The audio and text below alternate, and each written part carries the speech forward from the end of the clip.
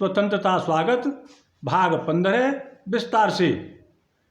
पिछले भाग में श्री निराश जी ने अपना कवि कर्तव्य निभाते हुए भारतवासियों को स्वतंत्रता प्राप्त करने के लिए प्रेरित किया है तथा इस भाग में भी श्री निराश जी ने अपना कवि कर्तव्य निभाते हुए भारतवासियों को स्वतंत्रता प्राप्त करने के लिए प्रेरित किया है।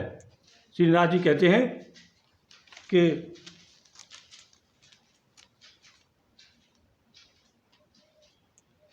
हम स्वतंत्र संसार को अपना मुँह भी दिखाने योग्य नहीं है। हम अपनी माता जन्मभूमि को माता जन्मभूमि के ऊपर भार बनकर उसको लज्जित कर रहे हैं। या तो हम मृत्यु के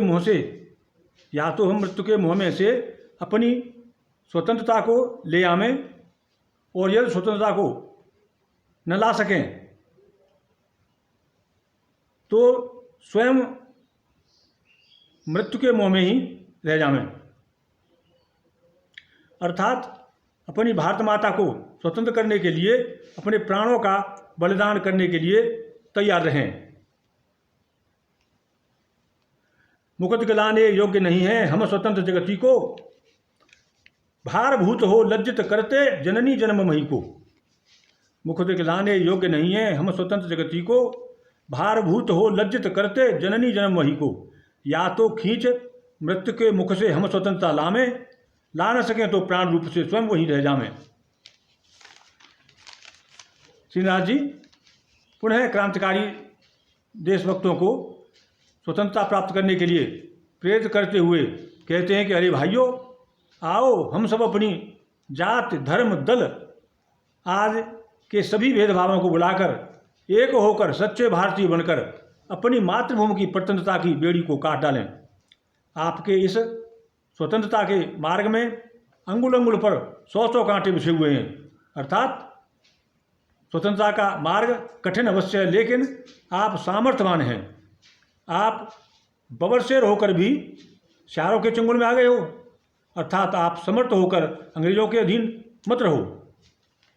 मातृभूमि बेड़ी की काटें बनकर एक इकाई, मातृभूमि बेड़ी की काटें बनकर एक इकाई, जात धर्म दल भेद भूलकर भारतीय हूँ भाई।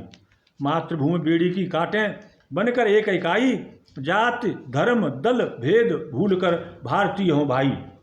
सत सत कंटक बिछे हुए हैं पथ अंगुल अंगुल में, सत सत कंटक बिछे हुए हैं पथ अंगुल अंगुल में। शेर बबर होकर आए हो शारों के चंगुल में, शेर बबर होकर आए हो शारों के चंगुल में। श्रीनाथ जी आगे फिर कहते हैं कि ये ब्रिटिश शासक मानवता की सीमा को लांघ गए हैं, फिर भी इन अंग्रेजों के अत्याचार अभी रुके नहीं हैं। हम खून का सा घूंट पीकर भी मूक बने हुए हैं तथा परतंत्र होकर विवश होकर दुखों के समुद्र में पड़े हुए हैं। अर्थात परतंत्र होकर दुख सह रहे हैं।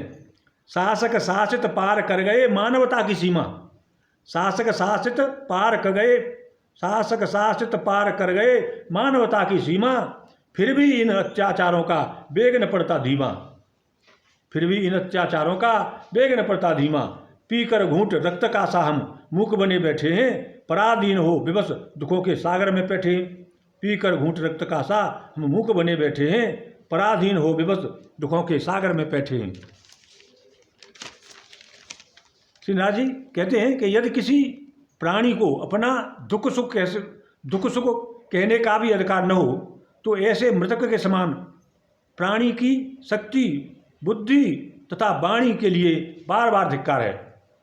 इतना अनादर तो पृथ्वी पर केवल पशु ही सह पाते हैं, लेकिन वे भी अधिक तिरस्कार सहने के बाद बलपूर्वक अपने बंधनों को तोड़ डालते हैं।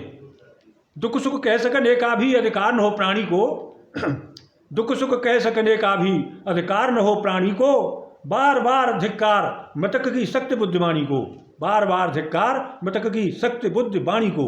इतना तिरस्कार भूतल पर पशु ही सह पाते हैं, इतना तिरस्कार भूतल पर पशु ही सह पाते हैं। वे भी तो बलकर बंधन को तोड़ तोड़ जाते हैं, वे भी तो बलकर बंधन को तोड़ तोड़ जाते हैं। श्रीनाथ जी कहते हैं कि अरे भाइयों, हमारा इससे अधिक और क्या पतन होगा।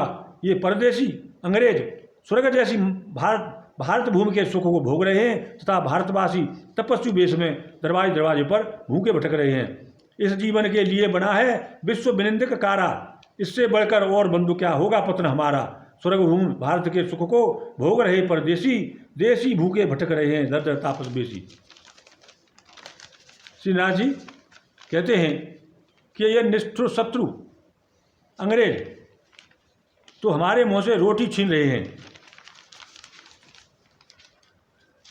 हमारे लिए यह हमारे लिए धिक्कार है कि हम मरी हुई लाशों के समान हैं।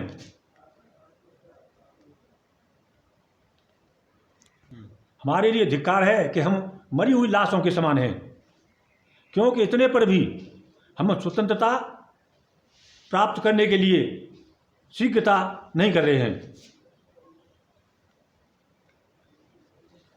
अंग्रेजों के अत्याचारों की अग्नि से हमारा हृदय जल रहा है, लेकिन हमको इस बात का शोक है कि इतने पर भी हमारी धमनी का खून नहीं खोल रहा है।